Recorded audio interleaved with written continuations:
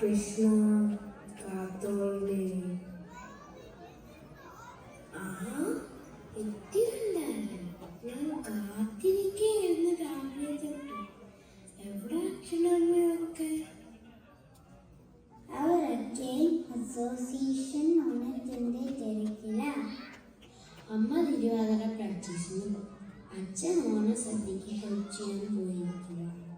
അത് കൊള്ളാമല്ലോ. ഓണമായിട്ട് ഞാൻ നിങ്ങൾക്ക് കുറച്ച് ഉപ്പേരി ഉണ്ടാക്കി വെച്ചിട്ടുണ്ട്. ദാ എല്ലാവരും എടുത്ത് കഴിക്കണം കേട്ടോ.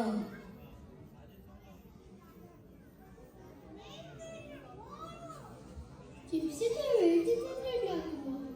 നമ്മള് ഏഷ്യൻ ക്ലാസ്സിൽ നിന്ന് വാങ്ങും. അത് ശരി.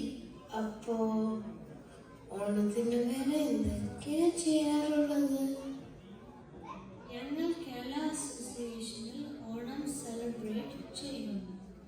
ഓണത്തിന് സദ്യ ഉണ്ടാകും. And there is Thiruvathira. പിന്നെ മാവേലി വരും. ആഹാ, അത് ശരി. ആരായി മാവേലി? ഇത്തവണ ദീപവന്തലാണ് മാവേലി. കഴിഞ്ഞ വർഷം ജോർജ് അതല്ല, പുരാണത്തിലെ മാവേലി ആരാണെന്ന് നിങ്ങൾക്ക് അറിയാമോ? I know, he's a king. ഓലക്കുടയും കിരീടവും പിന്നെ വലിയ കൊടവാനും ഒക്കെയുള്ള. Hey, you cannot abolish him for king. മുത്തശ്ശി, ഈ മാവേലി എന്ന ഓണത്തിന് വരുന്നത്? ഓ, അത് ഒരു കഥയാണ്. ത്രേതായുഗത്തിൽ കേരളം ഭരിച്ചിരുന്ന അസുര ചക്രവർത്തിയായ മഹാബലിയുടെ കഥ. പ്രജകളുടെ ക്ഷേമത്തിനും ധർമ്മപരിപാലനത്തിനുമായി ജീവിതം തന്നെ നിർത്തിവെച്ച നീതിമാനായ ഭരണാധികാരിയായിരുന്നു മഹാബലി. അദ്ദേഹത്തിന്റെ ഭരണത്തിൽ രാജ്യം മുഴുവൻ സന്തോഷത്തിലും ഐശ്വര്യത്തിലും കഴിഞ്ഞിരുന്നു. കള്ളവും വഞ്ചനയും ദാരിദ്ര്യവും ഇല്ലാത്ത ആ സദ്ഭരണം അദ്ദേഹത്തിന്റെ യശസ്സ് ധാരാളം നടത്തി. എന്നാൽ മഹാബലിയുടെ വർദ്ധിച്ചു വരുന്ന പ്രശസ്തി ദേവന്മാരിൽ ആശങ്കയുണ്ടായി. മഹാബലിയുടെ പുത്രനായ ബാണാസുരന്റെ ആഗ്രഹപ്രകാരം ഗുരുവായ ശുക്രാചാര്യരുടെ നിർദ്ദേശത്തിൽ മഹാബലി ഇന്ദ്രപദവിക്കായി 12 വർഷം നീണ്ട ഒരു മഹായാഗം ആരംഭിച്ചു. യാഗം പൂർത്തിയായാൽ തങ്ങൾ പരാജയപ്പെട്ട് ദേവലോകം പോലും മഹാബലിയുടെ ഭരണത്തിന് കീഴിലാകുമോ എന്ന് ദേവേന്ദ്രനും മറ്റു ദേവന്മാരും ഭയപ്പെട്ടു. മറ്റു മാർഗങ്ങളില്ലാതെ അവർ മഹാവിഷ്ണുവിൽ അഭയം പ്രാപിച്ചു. എന്നാൽ തന്റെ 5ാമത്തെ അവതാരം പിറവിയെടുക്കാൻ സമയമായെന്നും അതിലൂടെ ഇതിന് പരിഹാരമാകുമെന്നും മഹാവിഷ്ണു ദേവേന്ദ്രനെ സമാധാനിപ്പിച്ചു. യാഗം അവസാനിക്കുന്ന ദിവസം മഹാവിഷ്ണു വാമനൻ എന്ന ബ്രാഹ്മണ ബാലന്റെ രൂപത്തിൽ മഹാബലിയുടെ യാഗശാലയിലെത്തി.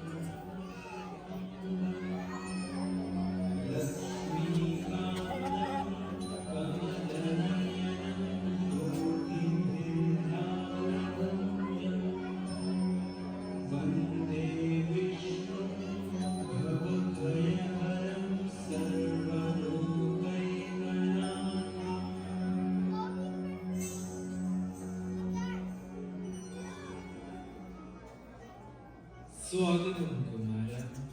അങ്ങയുടെ സാന്നിധ്യം ഈ പുണ്യയാഗത്തിന് ഒരു അനുഗ്രഹമാണ്.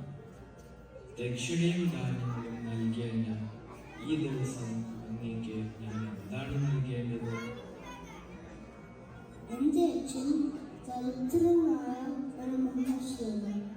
എന്റെ ഗുരുവിന് ദക്ഷിണം നൽകാൻ പോലും അദ്ദേഹത്തിന് കഴിയില്ല.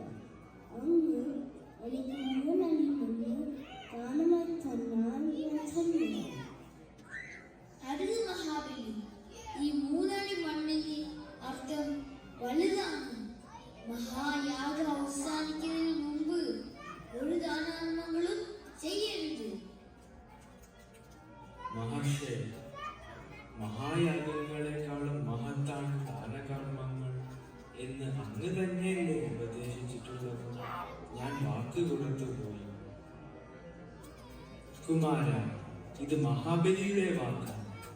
ഈ രാജ്യത്ത് എവിടെ നിന്ന് വേണമെങ്കിലും ആവശ്യമുള്ള ഭൂമി അളന്നെടുത്തുകൊള്ളൂ.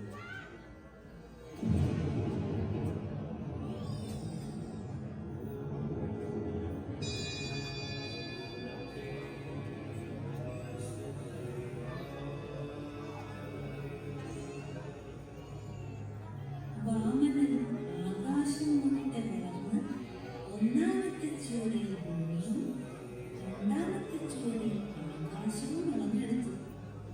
തന്റെ മുന്നിൽ വാമനന്റെ രൂപത്തിൽ നിൽക്കുന്ന ബ്രാഹ്മണകുമാരൻ മറ്റാരുമല്ല, സാക്ഷാൽ മഹാവിഷ്ണുവാണെന്ന് വാമനൻ തിരിച്ചറിഞ്ഞു.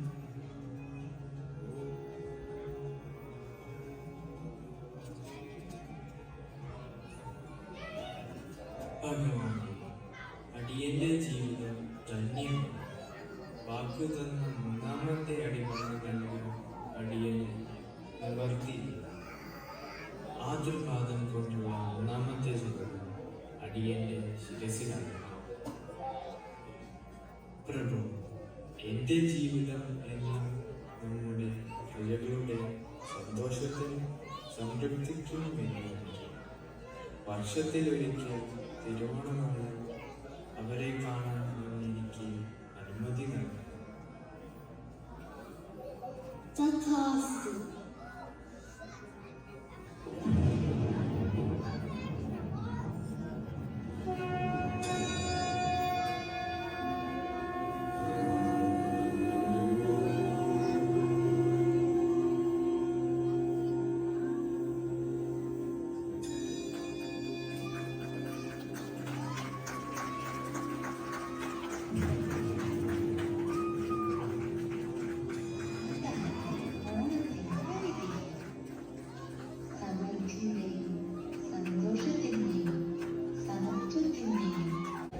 ഇപ്പം മനസ്സിലായി മലയാളികൾക്ക് എത്ര പ്രിയപ്പെട്ടതാണ് ഓണമെന്ന്. പക്ഷേ ഞങ്ങൾ ആരും വീട്ടിലെ പൂക്കളും ഇടാറില്ലല്ലോ. ഞാൻ പൂക്കൾ കടത്തിലൊരു അസോസിയേഷനിൽ മാത്രമാണ്. And we never get ഓണക്കോടി. നിനക്ക് കിട്ടിയിട്ടുണ്ടോ? അല്ല, എനിക്കും കിട്ടിയില്ല. നമുക്ക് ആർക്കെങ്കിലും കിട്ടിയിട്ടുണ്ടോ ഓണക്കോടി? കണ്ടില്ല മുത്തശ്ശി, നമുക്കിവിടെ യുഎസിൽ ഓണക്കോടി കിട്ടാറേ ഇല്ല. ഇവിടെ 10 ദിവസമൊന്നും ഇല്ല മുത്തശ്ശി. ആകെ ഉള്ളത് ഒരു ദിവസത്തെ ആഘോഷമാണ്. അതും ഒരു റാൻഡം സാറ്റർഡേ ഓഗസ്റ്റ് സെപ്റ്റംബർ. അപ്പൊ മുത്തശ്ശി, കേരളത്തിന് പുറത്തുള്ള Onam ശരിക്കുമുണ്ട്. Do we have a fake Onam?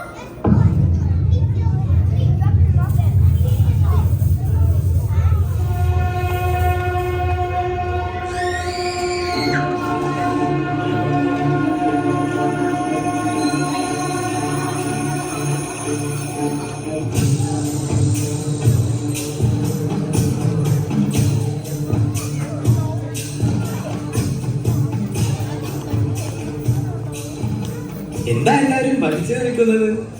Shake അല്ല, ഇത് ഞാൻ തന്നെയാ, നിങ്ങളുടെ സ്വന്തം മാവേലി. എങ്ങനെയാ മാവേലി അമേരിക്കയിലെ? അതിനെന്താ, ഓണത്തിന് കേരളം സന്ദർശിക്കാനല്ല, ലോകത്തെവിടെയുമുള്ള എന്റെ പ്രജകളെ സന്ദർശിക്കാനാണ് ഞാൻ ഭൂമിയിലെത്താറുള്ളത്. ഓണം കേരളത്തിന്റെ അതിരുകൾക്കുള്ളിൽ ഒതുങ്ങുന്ന ഒരു ആഘോഷമല്ല. അത് ലോകമെമ്പാടുമുള്ള മലയാളികളുടെ മനസ്സിന്റെ വികാരമാണ്. 10 ദിവസവും പൂക്കളമിടുന്നതിലോ തിരുവോണത്തിന് തന്നെ സദ്യ ഉണ്ണുന്നതിലോ അല്ല അതിന്റെ മഹത്വം.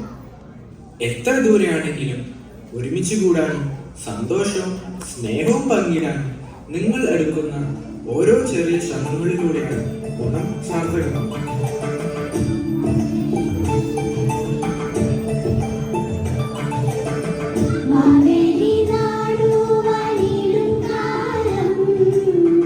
മനുഷ്യരെല്ലാവരും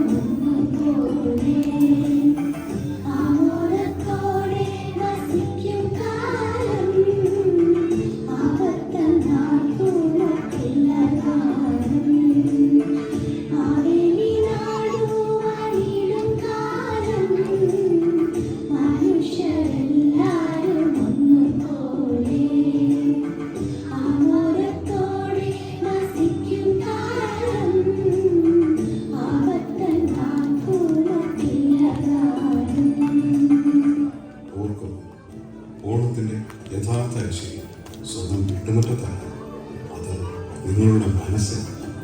അവിടെ സ്നേഹത്തിന്റെയും സാഹോദര്യത്തിന്റെയും വിതരണങ്ങൾ കൊണ്ട് ഒരു പൂക്കളം തീർക്കും. അതുതന്നെയാണ്